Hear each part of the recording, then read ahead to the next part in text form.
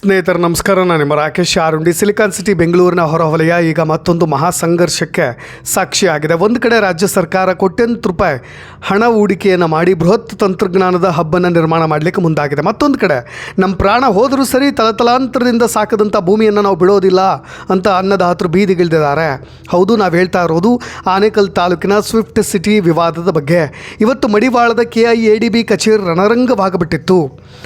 ಏನೆಲ್ಲ ಆಕ್ರೋಶಗಳು ಹೊರ ಹಾಕೋದ್ರ ಜೊತೆಗೆ ಪ್ರತಿಭಟನೆ ಯಾವ ಮಟ್ಟಿಗೆ ಹೋಗಿಬಿಟ್ಟಿತ್ತು, ರೈತರು ಯಾಕೆ ಇಷ್ಟೊಂದು ರೊಚ್ಚಿಗೆದ್ದಿದ್ದಾರೆ, ಇವತ್ತಿನ ಈ ವಿಶೇಷ ಎಪಿಸೋಡ್ನಲ್ಲಿ ಕಂಪ್ಲೀಟ್ ಆಗಿ ನೋಡ್ತಾ ಹೋಗೋಣ. ಬೆಂಗಳೂರು ಗ್ರಾಮಾಂತರ ಜಿಲ್ಲೆಯ ಆನೇಕಲ್ ತಾಲೂಕಿನ ಸರ್ಜಾಪುರ ಹೋಬಳಿ. ಇದು ಕೇವಲ ಬೆಂಗಳೂರಿಗೆ ಹತ್ತಿರ ಇರೋ ಜಾಗ ಮಾತ್ರ ಅಲ್ಲ, ಅತ್ಯಂತ ಫಲವತ್ತಾದ ಕೃಷಿ ಭೂಮಿ. ಇಲ್ಲಿನ ಮುಳಸಂದ್ರ, ಹಸಿರುಘಟ್ಟ, ದೊಡ್ಡ ತಿಮ್ಮಸಂದ್ರ, ಚಂಬೇನಹಳ್ಳಿ ಗ್ರಾಮಗಳ ರೈತರು ತಲತಲಾಂತರಗಳಿಂದ ರಾಗಿ, ತರಕಾರಿ, ಹೂವು ಹಾಗೂ ರೇಷ್ಮೆ ಬೆಳೆದು ನೆಮ್ಮದಿಯ ಜೀವನವನ್ನು ನಡೆಸ್ತಾ ಇದ್ದಾರೆ. ಆದರೆ ಇವರ ನೆಮ್ಮದಿಗೆ ಈಗ ಕರ್ನಾಟಕ ಕೈಗಾರಿಕಾ ಪ್ರದೇಶಾಭಿವೃದ್ಧಿ ಮಂಡಳಿ ಹೊರಡಿಸಿರ್ತಕ್ಕಂಥ ಒಂದು ನೋಟಿಸ್ ಬಿರುಗಾಳಿ ಆಗಿಬಿಟ್ಟಿದೆ. ಈ ವಿವಾದ ದಿನದಿಂದ ದಿನಕ್ಕೆ ದೊಡ್ಡದಾಗ್ತಾ ಇದೆ. ಕೆಲವು ದಿನಗಳ ಹಿಂದೆ ಜಮೀನಿನ ಸರ್ವೆ ಮಾಡಲಿಕ್ಕೆ ಬಂದಿದ್ದಂಥ ಅಧಿಕಾರಿಗಳನ್ನು ಗ್ರಾಮಸ್ಥರು ಅಟ್ಟಾಡಿಸ್ಬಿಟ್ಟಿದ್ರು. ಸರ್ವೆಗೆ ಬಳಸಲಾದಂಥ ಡ್ರೋನ್ಗಳನ್ನು ಕೂಡ ರೈತರು ಧ್ವಂಸಗೊಳಿಸಿದ್ರು. ಅದರ ಮುಂದುವರೆದ ಭಾಗವಾಗಿ ಇವತ್ತು ಭೂಮಿ ಉಳಿಸಿ ಹೋರಾಟ ಸಮಿತಿ ನೇತೃತ್ವದಲ್ಲಿ ನೂರಾರು ರೈತರು ಬೆಂಗಳೂರಿನ ಮಡಿವಾಳದಲ್ಲಿರ್ತಕ್ಕಂಥ KIADB ಮುಖ್ಯ ಕಚೇರಿಗೆ ಮುತ್ತಿಗೆ ಹಾಕಲಿಕ್ಕೆ ಪ್ರಯತ್ನ ಪಟ್ಟರು. ಪೊಲೀಸ್ನವರು ಬಲವಂತವಾಗಿ ರೈತರನ್ನು, ವೃದ್ಧರನ್ನು ಹಾಗೂ ಮಹಿಳೆಯರನ್ನು ವಶಕ್ಕೆ ಪಡೆದಿದ್ದು ಸದ್ಯ ಪರಿಸರ ಇಲಾಖೆ ಜೊತೆಗೆ ಪರಿಸರ ಮಂಡಳಿಗಳು ಕಾವೇ ಇರುವಂತೆ ಮಾಡಿಬಿಟ್ಟಿರೋದು. ಬೆಂಗಳೂರಿನ ಮಡಿವಾಳದಲ್ಲಿರ್ತಕ್ಕಂಥ KIADB ಮುಖ್ಯ ಕಚೇರಿ ಬಳಿ ಇವತ್ತು ನಡೆದಂಥ ಆನೇಕಲ್ ರೈತರ ಪ್ರತಿಭಟನೆ ವೇಳೆ ಪೊಲೀಸ್ನವರು ಮತ್ತು ರೈತರ ನಡುವೆ ತೀವ್ರ ಘರ್ಷಣೆ ಸಂಭವಿಸಿತು. ಪೊಲೀಸ್ನವರು ಬಲಪ್ರಯೋಗ ಮತ್ತು ದೌರ್ಜನ್ಯ ಎಸಗಿದ್ದಾರೆ ಅಂತ ಹೇಳಿ ರೈತ ಸಂಘಟನೆಗಳು ತೀವ್ರ ಆಕ್ರೋಶವನ್ನು ಹೊರಹಾಕ್ತಾ ಇದ್ದಾವೆ. ಅಮಾನವೀಯವಾಗಿ ಪೊಲೀಸ್ನವರು ಕೂಡ ವರ್ತನೆ ಮಾಡಿದ್ದು. ಶಾಂತಿಯುತವಾಗಿ ಮುತ್ತಿಗೆ ಹಾಕಲಿಕ್ಕೆ ಬಂದಿದ್ದಂಥ ಅನ್ನದಾತರನ್ನು ಪೊಲೀಸ್ನವರು ಕ್ರೂರವಾಗಿ ನಡೆಸ್ಕೊಂಡಿದ್ದಾರೆ ಅನ್ನೋ ಆರೋಪಗಳು ಕೇಳಿಬರ್ತಾ ಇರೋದು. ಬಲವಂತದ ಎಳೆದಾಟ. ಸ್ನೇಹಿತರ ಪ್ರತಿಭಟನೆಯ ಮುಂಚೂಣಿಯಲ್ಲಿದ್ದಂಥ ಮಹಿಳಾ ಕೃಷಿಕರನ್ನು ಮತ್ತು ವಯಸ್ಸಾದಂಥ ಹಿರಿಯ ರೈತರನ್ನು ಪೊಲೀಸ್ನವರು ರಸ್ತೆಯುದ್ದಕ್ಕೂ ಬಲವಂತವಾಗಿ ಎಳೆದಾಡಿ ನುಕ್ಕಾಡಿಬಿಟ್ರು.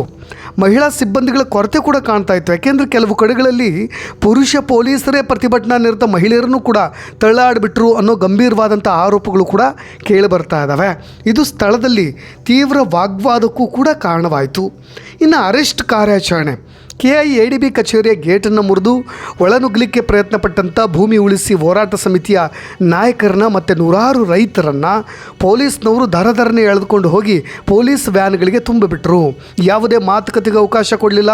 ಪ್ರತಿಭಟನಾಕಾರರನ್ನು ಚದುರಿಸಲಿಕ್ಕೆ ಪೊಲೀಸ್ನವರು ದಬ್ಬಾಳಿಕೆ ನಡೆಸಿದ್ದಾರೆ ಅಂತ ಹೇಳಿ ರೈತರು ಕೂಡ ಕಣ್ಣೀರು ಹಾಕ್ತಾ ತಮ್ಮ ಆಕ್ರೋಶವನ್ನು ಹೊರಹಾಕ್ತಾ ಇದ್ದರು.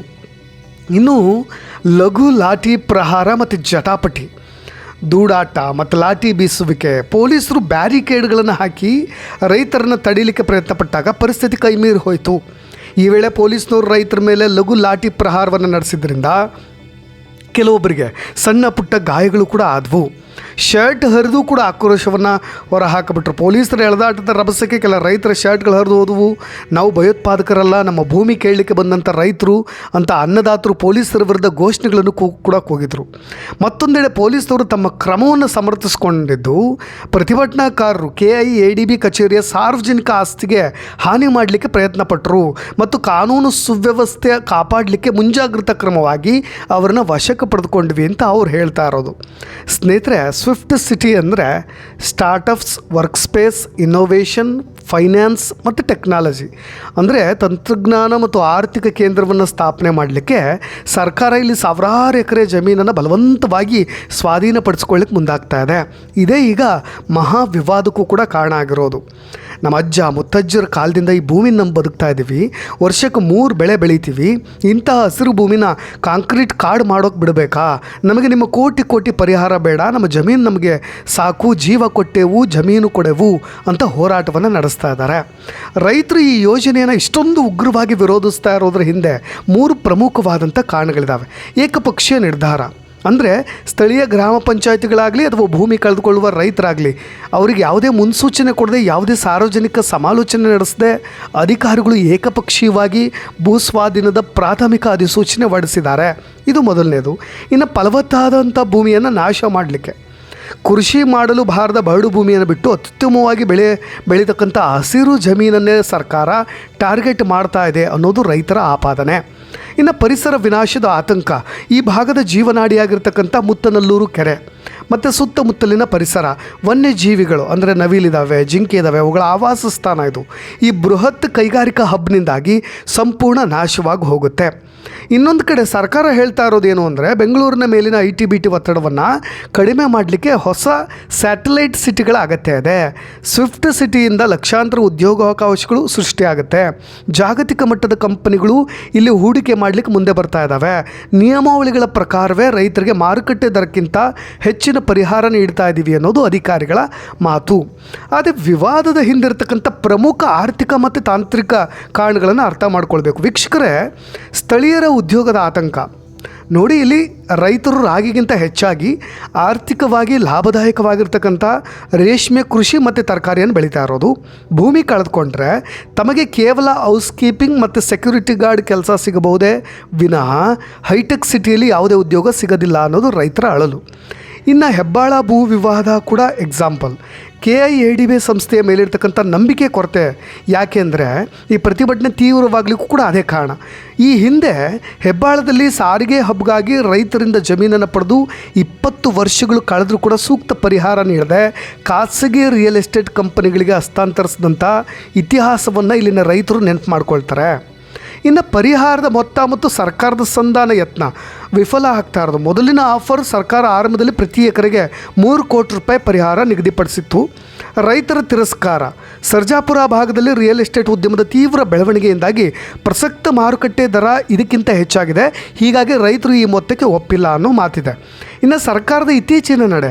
ಪ್ರತಿಭಟನೆ ತೀವ್ರಗೊಂಡ ಹಿನ್ನೆಲೆಯಲ್ಲಿ ಬೆಳಗಾವಿ ಅಧಿವೇಶನದ ಅವಧಿಯಲ್ಲಿ ಸರ್ಕಾರದ ಪರಿಹಾರದ ಮೊತ್ತವನ್ನು ಮತ್ತಷ್ಟು ಹೆಚ್ಚಳ ಮಾಡೋದಕ್ಕೆ ಸಿದ್ಧ ಇದ್ದೀವಿ ಅಂತ ಹೇಳಿ ಪ್ರಕಟಿಸಿತು. ಆದರೆ ನಮಗೆ ದುಡ್ಡು ಬೇಡ, ಭೂಮಿಯೇ ಬೇಕು ಅಂತ ಬಹುತೇಕ ಸಣ್ಣ ರೈತರು ಪಟ್ಟು ಹಿಡಿದು ಕೂತ್ಬಿಟ್ಟಿರೋದು.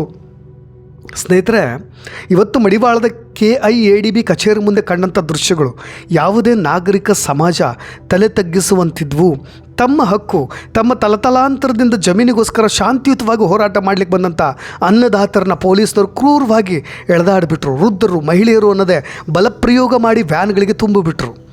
ಅಭಿವೃದ್ಧಿ ಬೇಡ ಅಂತ ಯಾರೂ ಹೇಳ್ತಾ ಇಲ್ಲ. ತಂತ್ರಜ್ಞಾನ ಬೆಳಿಬೇಕು, ಉದ್ಯೋಗ ಸೃಷ್ಟಿಯಾಗಬೇಕು ನಿಜ. ಆದರೆ ಈ ಹೈಟೆಕ್ ಸಿಟಿ, ಸ್ವಿಫ್ಟ್ ಸಿಟಿ, ಗೋಪುರಗಳು ನಿಲ್ಲಬೇಕಾಗಿರೋದು ಅನ್ನ ಕೊಡುವ ರೈತನ ಹಸಿರು ಹೊಟ್ಟೆಯ ಮೇಲಲ್ಲ. ಕೃಷಿ ಮಾಡಲಿಕ್ಕೆ ಯೋಗ್ಯವಲ್ಲದ ಸಾವಿರಾರು ಎಕರೆ ಬರಡು ಭೂಮಿ ರಾಜ್ಯದಲ್ಲಿದೆ. ಅಲ್ಲಿಗೆ ಹೋಗಿ ಈ ಯೋಜನೆಯನ್ನು ಕೊಂಡೊಯ್ಯಲಿಕ್ಕೆ ಸರ್ಕಾರಕ್ಕೆ ಇರುವ ಹಿಂಜರಿಕೆ ಏನು? ಕಾರ್ಪೊರೇಟ್ ಕಂಪನಿಗಳ ಹಿತಾಸಕ್ತಿಗೋಸ್ಕರ ಕೈಲಾದಂಥ ಸಣ್ಣ ರೈತರನ್ನು ಒಕ್ಕಲಿಪಿಸೋದು ಎಷ್ಟು ನ್ಯಾಯ? ನೋಡಿ, ಜೀವ ಕೊಟ್ಟೆವು, ಜಮೀನು ಕೊಡೆವು ಅಂತ ಕಣ್ಣೀರು ಇಡ್ತಾ ಇರ್ತಕ್ಕಂಥ ಆನೇಕಲ್ ತಾಲೂಕಿನ ರೈತರ ಈ ಆಕ್ರೋಶದ ಕಿಚ್ಚು ಸದ್ಯಕ್ಕಂತೂ ಆರುವ ಥರ ಕಾಣ್ತಾ ಇಲ್ಲ.